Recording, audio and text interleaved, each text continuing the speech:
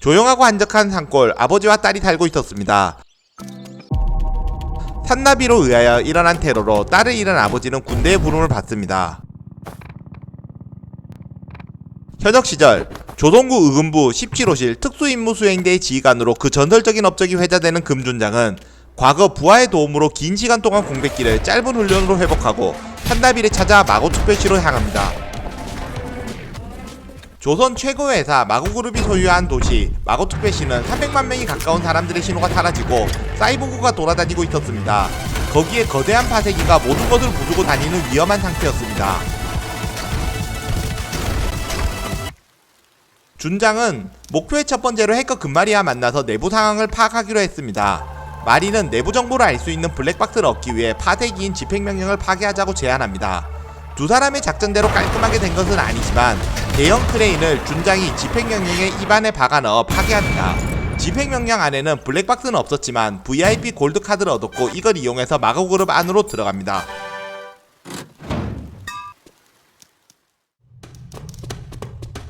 금마리는 이번 작전이 성공한 것이 기쁘지만 준장은 여유가 없습니다. VIP 카드를 사용하여도 이 도시에서 일어난 일을 파악할 수가 없었지만 이 도시의 최종 해결 프로토콜이 발동하고 핵 분연료를 융해시키는 절차를 수행하고 있다는 무시무시한 사실을 알아냅니다. 준장은 금마리를 돌려보내기를 바라지만 마리는 산나비의 존재를 알고 있는 점을 사용하여 억지를 부립니다. 금마리가 알아본 바에 의하면 산나비는 마고그룹 최상층에 있고 매우 높은 최상층으로 이동하기 위해 둘은 수직기차를 타기로 했습니다. 상업지구를 향하는데 금마리는 드론을 타고 준장은 장비를 사용하여 움직입니다. 상업지구에서는 암시작에 들려 준장은 장비의 강화를, 마리는 즐거운 시간을 보냅니다. 하지만 이곳 역시 위험한 곳으로 치안유지 로봇들이 마주치면 공격을 해왔고 신체를 상당히 기계로 강화한 준장은 위험 구역에 들어가면 요격을 당했습니다. 기차를 찾긴 했지만 스스로를 방어하는 기능이 있었고 파괴하자 멈춰버렸습니다. 금마리는 다음으로 비행 차량을 탈취하여 위로 올라가려는 방법을 말했습니다. 차고에서는 세간의 영웅으로 알려진 저스티스가 차량을 박살내고 있었고 전투를 하게 되었습니다.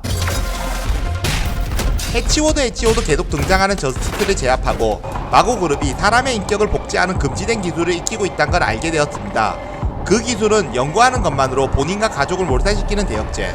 마고가 이 기술과 어떻게 얽혀져 있는지는 알 길이 없습니다. 마고그룹 최상층으로 가기 위하여 마고 전장의 지역인 공장으로 들어가게 됩니다. 승강기를 타고 올라가던 중 공장의 감독관에 의해 끌어내려지게 됩니다. 176 제타플롭스급 연산 능력을 가진 감독관은 다양한 장비와 시설로 공격하지만 왠지 준장은 공장의 워커와 동기화할 수 있었고 이것을 이용하여 다양한 함정을 해치우고 나아갑니다. 다행히도 금마리와 그녀의 드론 머피는 공장의 환기 통로로 이동할 수 있었고 에너지 공급 코어를 파괴하여 감독관을 정지시키는 계획을 세웁니다.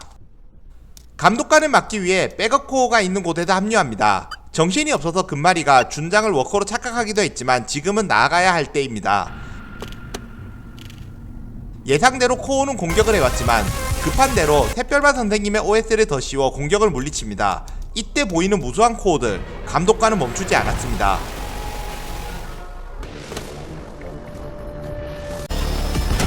말살 모드의 플라즈마 포격을 퍼붓는 감독관에게 대항할 수단은 없었고 준장이 뛰어다니면서 막는 동안 금마리가 발전기를 터뜨려 일시적으로 정지시키고 비행 자동차를 이용하여 과부하된 수직 환기구를 타고 마침내 마고그룹 최상층에 도착합니다.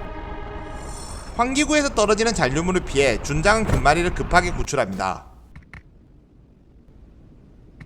도시에 대하여 전혀 이상함을 느끼지 못하는 금마리의 태도에 준장은 금마리에게 제초카드 질문을 하지만 문답은 계속 이상하게만 흘러가고 뭔가에 체념한 듯한 마리는 끝까지 가자는 말만 합니다.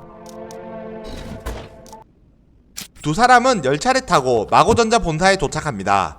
준장은 계속해서 마리의 정체를 묻지만 속이 좋지 않은 듯한 마리를 밀어붙이지는 못합니다. 질문에는 대답하지는 않지만 산나비가 이곳에 있다고는 이야기해줍니다. 준장은 뭔가에 이끌려 컴퓨터 하나를 찾아내고 그곳에서 프로텍트를 해제합니다. 그것이 뭔지도 몰랐지만 갑자기 무수한 시체가 나타났고 금마리는 별거 아니란 듯이 말합니다. 그저 건물의 지하에 산나비가 있으니 잡으러 가라고 쌀쌀맞게 이야기할 뿐. 이때 나타난 준장의 과거 부하인 송소령이 준장을 밀치고 공격하려 합니다. 하지만 마리는 그를 보내주며 끝까지 가라고 합니다. 준장의 일 끝이란 산나비가 있는 곳으로 가는 것. 아마 그곳으로 내려가면 문제를 해결할 수도 있을 것입니다. 하지만 그렇다면 마리를 두고 가야 했습니다. 금마리를 찾아 위로 올라간 준장은 홍소령이 가로막고 전투 중에 난입한 백대령과 군인들이 준장을 제압합니다.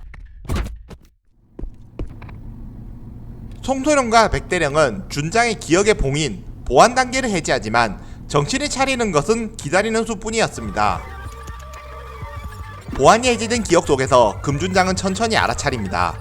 자신이 인격 디지털화된 마고그룹의 연구원에 의해 개조된 상태임을. 그래서 사람들을 인식하지 못하거나 어떤 소리를 못 듣는 등 필터까지 씌워지고, 산나비라는 것은 자신의 인격의 근본이 되는 기억으로 연구원들이 증오의 대상으로 변경한 것임을, 무엇보다도 딸이 살아있음을 기억해냅니다. 정신을 차린 금준장은 자신이 죽었고 기계의 몸을 가지고 다시 살아났음을 알 수 있었습니다. 짧은 시간 부하들과 만남을 가졌지만 이제 딸 마리를 구하기 위해 가야 합니다.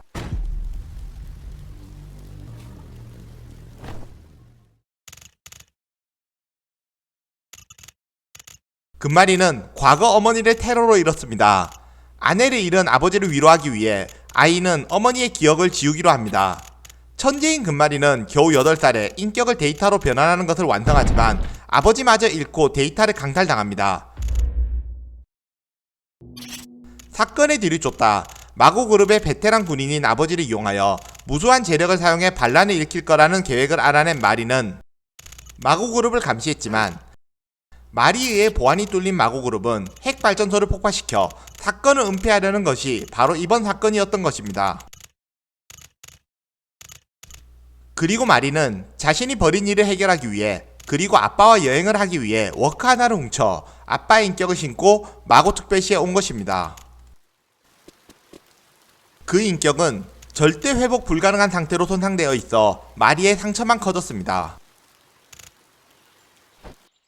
그러나 금준장은 마리와 함께한 시간 끝에 마침내 인격을 되찾고 기억을 떠올려 산나비의 정체가 아내가 마리의 엄마가 불던 하모니카 곡임을, 힘든 시기 분열을 위로하던 추억의 조각임을 생각해냅니다.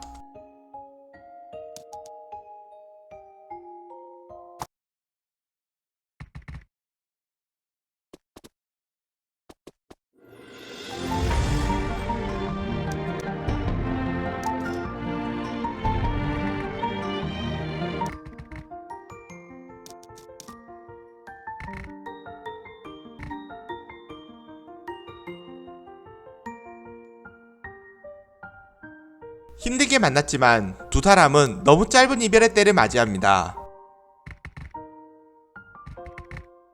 금준장은 겨우 살아난 목숨으로 핵 분열료를 막기 위해 마리를 남기고 나아갑니다.